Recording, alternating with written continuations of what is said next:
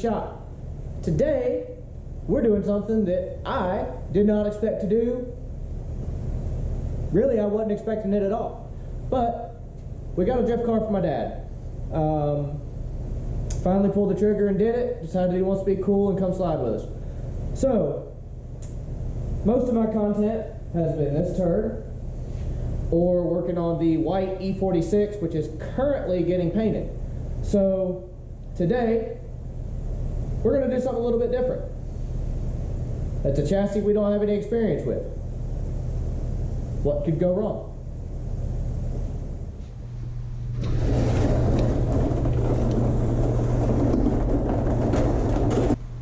Look at this unit right here. It's already got a True Faction Fab bash bar. We're going to get a bumper cover to cover it up because it's, you know, ugly. It was already wrapped when we got it, mostly.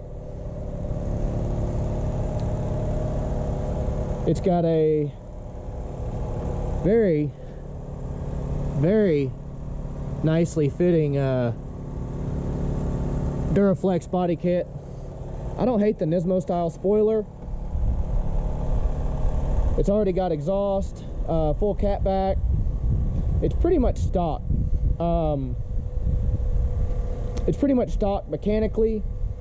We're gonna change the wheels, change the tires. We're gonna make this thing actually perform. It was actually owned by another YouTuber before I bought it yesterday. That guy's out of Florida. He tried to drift it, but it's got an open diff. I don't know what that thought process was, but anyhow, we're gonna get this out. We're gonna put this in. We're gonna put this in the air, see if we can make this into a drift car.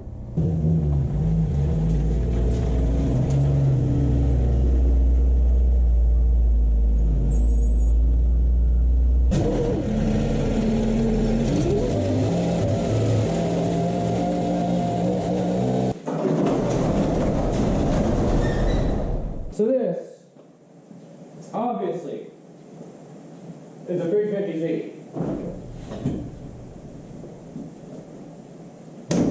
As ubiquitous with drifting as butter is to toast. This is an 06. It is the up rev, or rev up, whatever. Engine, completely stock. Still got the paper air filter. Not anymore. So, we're going to modify the airbox. I've got a K&N to put in it. There's just not that many gains to be had with a proper cold air on this. I have headers ordered. I've got FGF angle ordered. We're not doing a full kit on this car. We're just going to do the tie rod pickup point adjuster offset thing. I don't know, dude. It's going to be $300 bucks. What do you want? Super budget on this car. We got it pretty cheap. Mechanically, it feels good.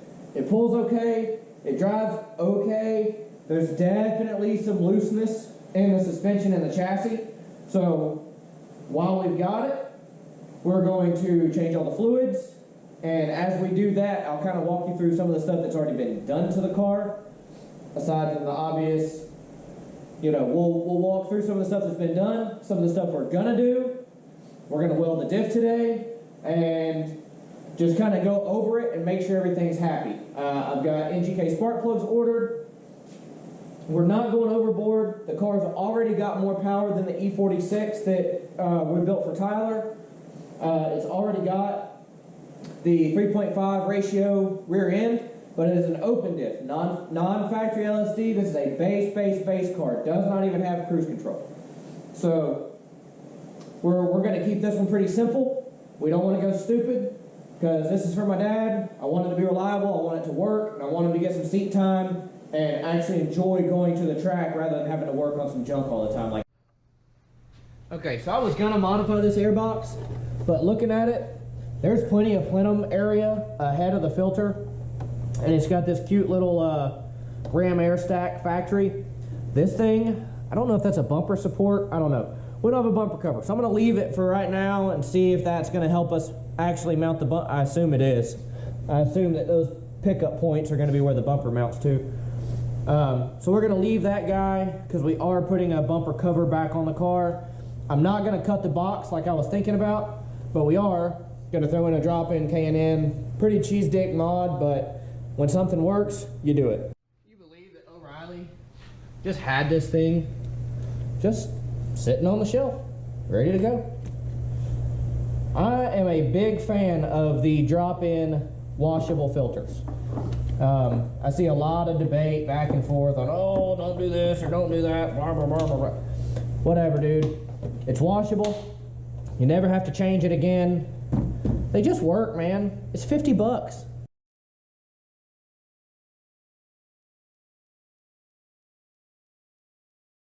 Got a big box of toys from O'Reilly for this turd. First things first, we are cycling through all the filters and fluids. I don't know what kind of oil he ran before, but I know that he ran a K&N oil filter, which, you know, at least it's not a Fram. The sandwich plate is just completely loose. All right, there's one of our oil leaks.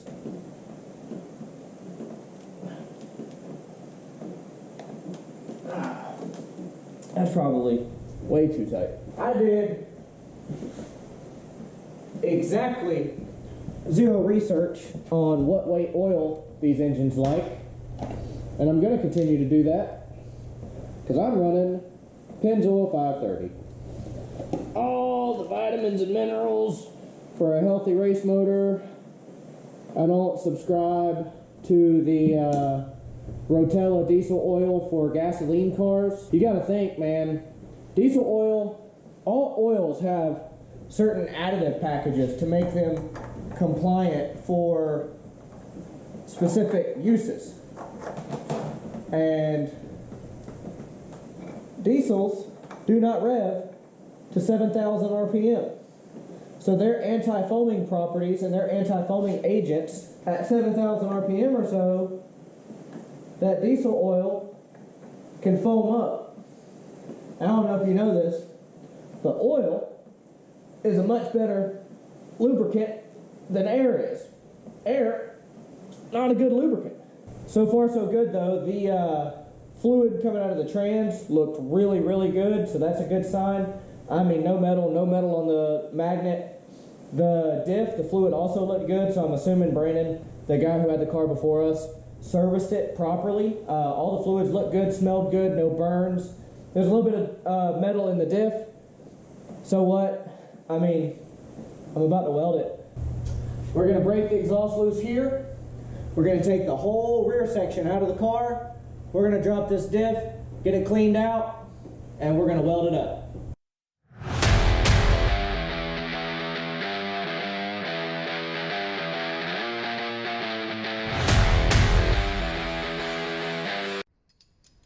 Alright, so I've got the oil drained out of the diff, the exhaust out of the way.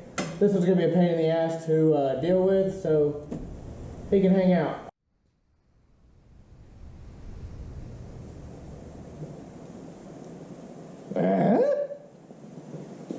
Two 14mm wrenches, and you break. The axle nut's loose. We're going to fully separate the axle from the diff.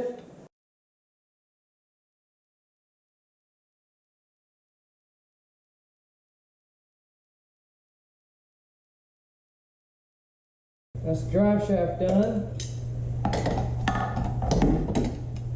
You can just hang out on top of the exhaust.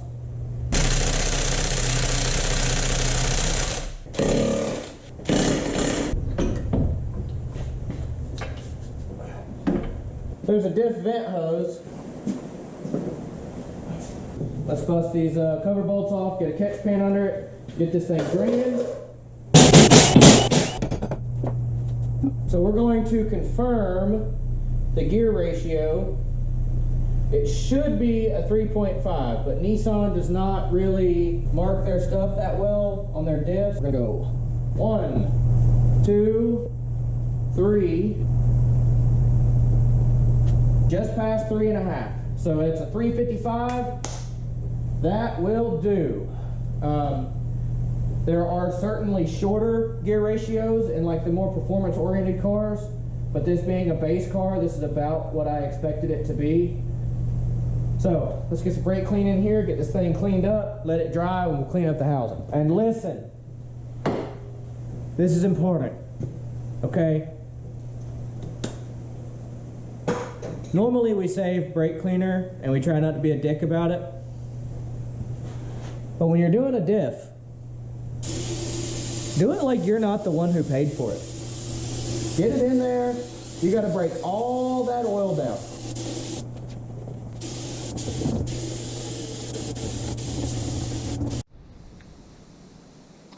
Okay, we're still going to dress this up a little bit. We're going to keep spot cleaning because as you clean this and blow it out, clean it with brake cleaner and blow it out with air, you're going to get more and more oil seeping through these spider gears. So these are the spider gears. You've got one for each side, and this is how the differential works. When they're locked together, both wheels spin at the same rate. But as you can see, I can turn this one real slow, and I can turn this one faster. And that's the point of the differential. So that as you're going around a turn in normal driving conditions, but we don't do that, your wheels can go at different speeds. We don't need that. We need them to spin 100% locked 100% of the time. So that's why we're going to weld it. And you can see when you spin one side forward, the other side spins backwards. That's a great way to tell if your diff is open or locked or welded. If you spin one side and they both go forward, you either have a locker or a welded diff.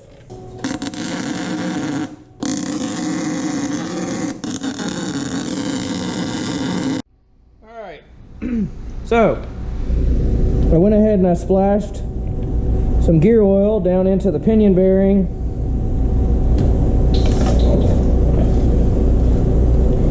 And I like to throw some oil at the output bearings as well. It lubricates itself as it goes. I mean, that's kind of how it works. Otherwise it would have a fluid pump. But I don't like installing them dry. As a matter of fact, I'm probably more than likely going to fill it up out here and then put it in the car just because I'm lazy and that seems a lot easier. But as you can see, it spins pretty smooth. There's not really any big tight spots. Doesn't make a lot of noise. Whatever noise we are hearing is just the gear train itself. I had one piece of slag drop down into the pinion bearing, but I was able to get it out. But that's just because I welded it vertically to try to get a better shot for y'all, because I couldn't have you, you know, looking over my shoulder while I'm welding and still get a good shot and be able to see what I'm doing.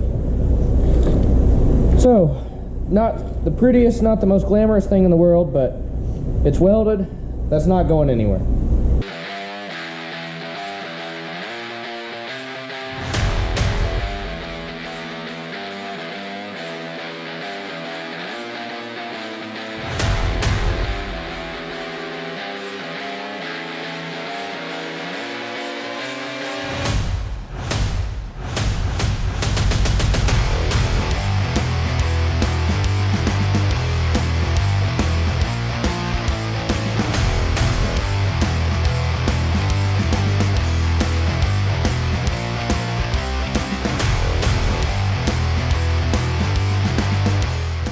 We're running Pennzoil Platinum, full synthetic. I like this stuff a lot. It actually dropped my oil temps in my Corvette at full rip by like 10 to 15 degrees in normal situations.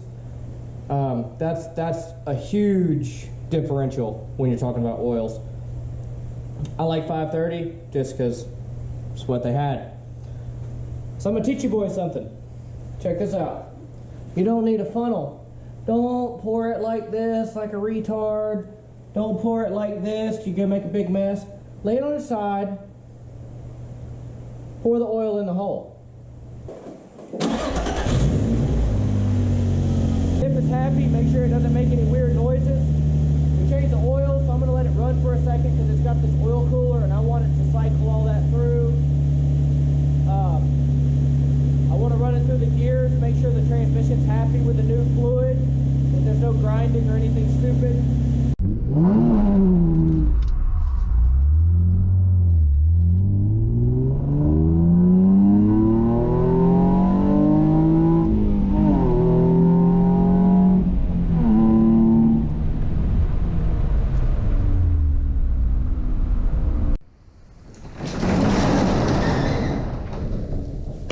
Alright, I filmed an outro driving the car back.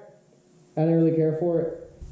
Overall, I think that's going to be a pretty good car for him. It doesn't seem to be burning any oil. I didn't see any blue smoke. I'm not smelling any oil burning. It holds temp, but we haven't really driven it that hard. Trans feels smooth. The diff doesn't make any noise. It doesn't chatter on decel or anything crazy like that. Coming soon, we're going to be doing angle. I've already got it ordered. It's actually going to be here tomorrow, but it'll probably be the weekend before I can install it. We're going to be doing coilovers. When we do coilovers, we're going to do true coilovers in the rear, so we're going to eliminate the spring buckets. So we'll have camber and toe adjustment in the back of the car. But that's going to do it for today. If you like what I'm doing and see where I'm trying to go with the channel, give me a like, a subscribe. We'll see you on the next one.